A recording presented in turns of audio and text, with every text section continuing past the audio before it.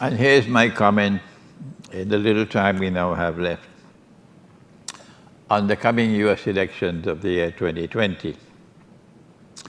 We are just over 40 days away from the elections.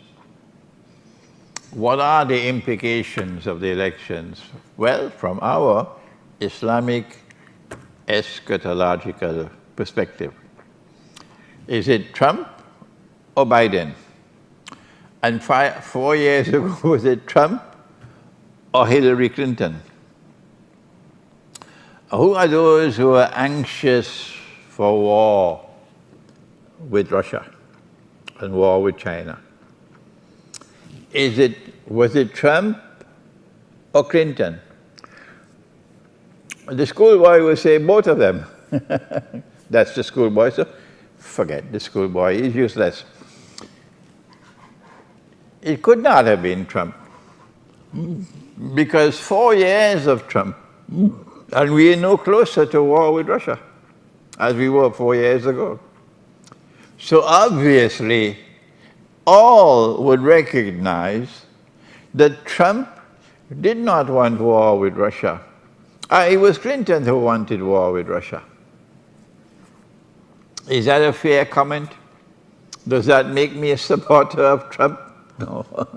It's just the truth. And now, in the choice between Trump and Biden, the former senator for many, many, many years, he's been a senator in the US Senate. Who is the warmonger of these two? Answer, it is Biden who would want war with Russia, not Trump. And so in a choice between Trump and Biden, the warmongers, the ones who are lusting for war with Russia, will want Biden as president. So in the event that Trump loses the election, the implication of the US elections coming up in November is that in the event that Trump loses the elections, we'll now be much closer to nuclear war. Is that a fair response? Is that a fair answer? Is that a fair analysis? I don't think there's anything wrong with this analysis at all. But you know the schoolboy. But what happens if Trump wins the election? My answer is, Dajjal wants war. He wants the nuclear war. Because he wants to transit from Pax Americana to Pax Judaica. The political scientist does not know that. The military strategist does not know that. The historian does not know that. Only the eschatologist knows that. So if Trump wins the election, in the unlikely event that Trump wins the election, then we anticipate, this is our analysis, civil war in the United States. Either way, they must get what they want, war with Russia. If there's civil war in the United States, you wouldn't want to be living in the cities of the United States. No. If there's going to be civil war in the United States, if there's going to be popular unrest and anarchy in the United States, then my advice to you, of course I know the Maulanas and the Muftis, they're not going to listen to me. And those who are attached to their masjid and their Maulana, their Muftis and so on, and their social distances on their Facebook, they're not going to listen to me. But there are others who have sense in their head, they're not cattle. And they're listening to me, and I say to you, you have from now until November the elections to try to get somewhere in the remote countryside. Somewhere in the remote countryside where you can escape with your family to safety. Because in the event that Trump wins the election, there's going to be civil war in the United States. There's going to be anarchy. They would not want him to be able to rule anymore. Does the Quran provide us any guidance as the world draws nearer to nuclear war? Here is this book. The Quran, the Great War, and the West.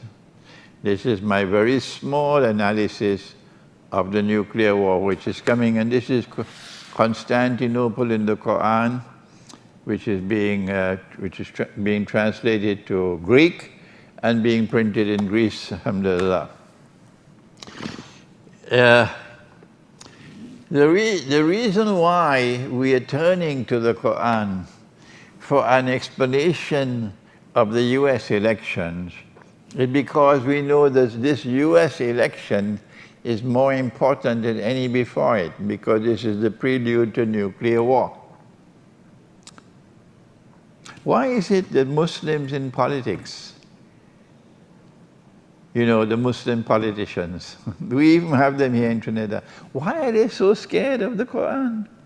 Have you no shame? You call yourself a Muslim, and you're scared of the Quran? Because the Quran is it's something uncomfortable for you in your political life? The politicians don't want to study the Quran. The Muslims who are ruling over us in the world of Islam, they don't want to study the Quran. They betray the Quran in Kosovo. They betray the Quran in the Balkan Peninsula, the Muslims who rule over us. They betray the Quran in Turkey. They betray the Quran in the United Arab Emirates and Bahrain. And they're betraying the Quran in Saudi Arabia. What does Nabi Muhammad alayhi salatu wasalam say about the post-nuclear world which will come after the next elections? Answer: we are now in the last countdown of history. We are now in the last countdown of history. And the US elections is a significant event triggering the last countdown of history. The last countdown of history has as its centerpiece the Great War. We call it the Malhama. Our brothers call it Armageddon. The Great War is coming, and our scholars are asleep. They make no mention of it at all, not even in the khutbah, not in their public writings and their public lectures. They are silent on this subject.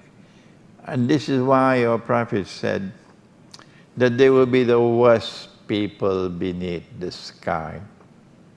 مِنْ عِنْدِهِمْ تَخْرُجُ الْفِتْنَةُ وَفِيهِمْ تَعُودُ. And they will be the centers of corruption of the people. I hope they're listening to me.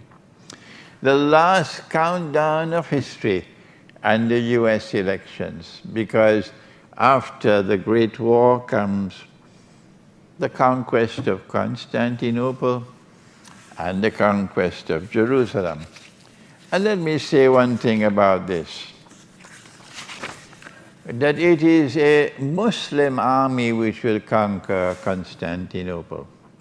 Our Christian brothers must understand this.